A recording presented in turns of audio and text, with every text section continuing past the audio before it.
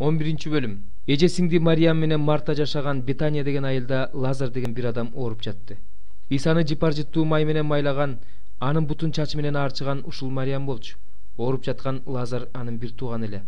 Теңир жакшы көргөн адамың ооруп жатат деп эжесиңди Исага айтырып жиберишти. Иса муну укканда, ал бул оорудан өлбөйт. Бул Кудайдын даңкталышы үчүн жол берилген оору. Бул аркылуу Кудай уулу даңкталат деди.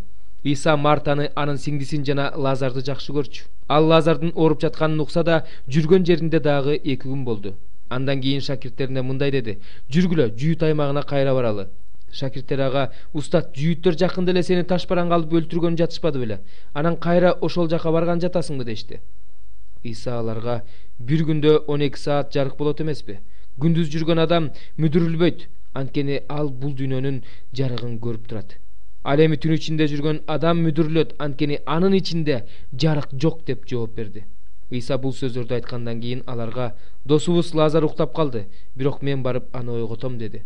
Шакирттер ага: "Теңир уктап жатса, анда айыгат" дешти. Иса Лазардын өлүп калганы жөнүндө айткан эле.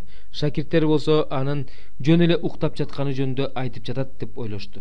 Ошондо Иса ачык эле мындай деди: "Лазар өлүп калды.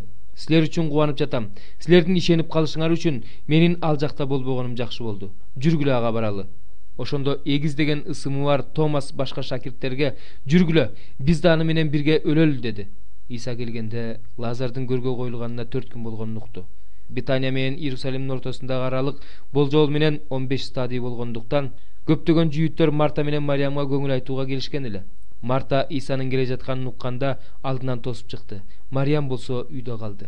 Марта Исага: "Теңир, сен бул жерде болгондо бир тууганым өлмөк эмес. Бирок мен азырда билем, сен Кудайдан эмне сурасаң да Кудай сага берет" деди. Иса ага: "Бир тууганың тирилет" деди.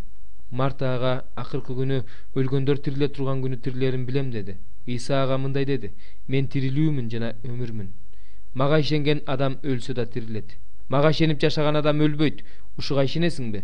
Марта ага: "Ооба Теңир, дүйнөгө келе турган Кудай уулу Машаяк сен экендигиңе ишенем" деди.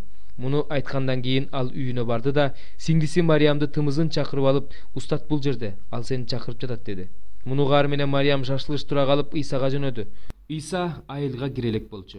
Ал Марта менен жоолуккан жерде эле. Мариямга көңүл айтканы келгендер анын үйдөн шашылыш чыгып кеткенин көрүшкөндө, бир тууганын жоктоп ыйлаш үчүн мүрзөгө кетти го деп ойлоп, артынан кошо жөнөштү. Мариям болсо Иса турган жерге келди да аны көргөндө бутуна жыгылып: "Теңир, сен бул жерде болгондо бир тууганым өлмөк эмес" деди. Мариямдын жана аны менен келген жүйүттөрдүн ыйлаганын көргөн Исанын каңырыгы түтөп жүрөгү сыздады. "Аны кайсы жерге койдуңар?" деп сурады Иса. "Теңир келип өзүң көр" деп жооп беришти алар. Иса көзүнө жаш алды. Ошондо жүйүттөр: "Карагылачы, Лазарды ал кандай жакшы көрчү" дешти. Кээ бирөөлөр болсо: "Бул сокурдун көзүн ачпады беле? Анан ушуну өлүмдөн алып кала алган жокпу" дешти. Иса ичинен кайгырып мүрзөгө басып келди. Ал оозу таш менен жабылган мүрзөлүк үңкүр эле. "Ташты алып салгыла" деди Иса. Ошондо өлгөн Лазардын бир тууганы Мартага: "Теңир жыттанып кетти го, коюлганына 4 күн болуп калбадыбы" деди.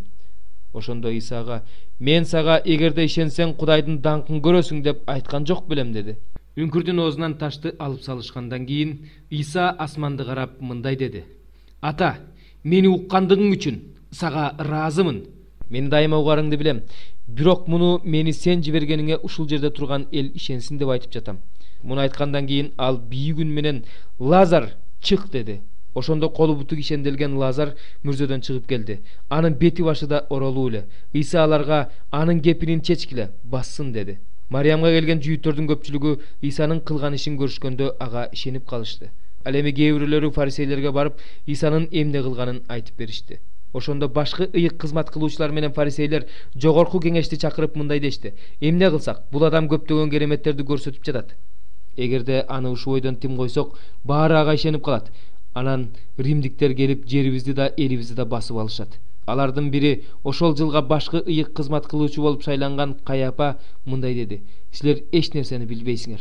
Бүт эл жок болгондон көрө эл үчүн бир адамдын өлгөнү силер үчүн жакшы болорун түшүнбөйсүңөр." Муну ал оюнан чыгарып айткан жок. Ошол жылы башкы ыйык кызмат кылуучу болгондуктан Исанын эл үчүн өлөрүн алдын ала айтты. Ар бир улут үчүн гана эмес, Кудайдын чачырап кеткен балдарын чогултуу үчүн да өлүшү керек болчу. Ошол күнү алар Исаны өлтүрүү жөнүндө чечим чыгарышты.